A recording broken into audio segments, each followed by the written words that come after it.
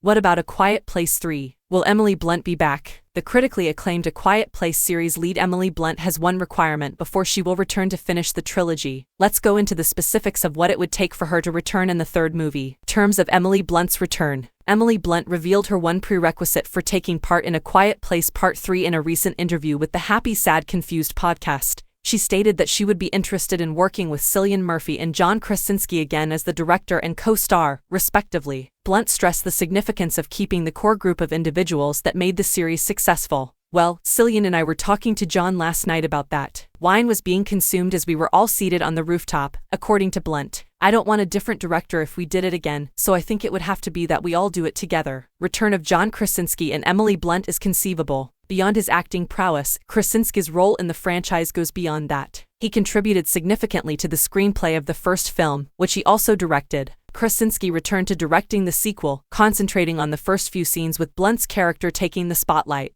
In the first movie, his character's demise was predetermined. The development of Blunt's character was developed in Part 2 along with the introduction of Cillian Murphy's. The third installment's production has been formally announced by John Krasinski in Paramount Pictures. While Emily Blunt's return is still questionable, the studio appears dedicated to sustaining the success of the franchise. By including Easter eggs in Part 2, Krasinski left clues that could lead to the series' mythos being expanded. In keeping with his Boston Catholic heritage, he is reluctant to make a definitive statement on a third movie.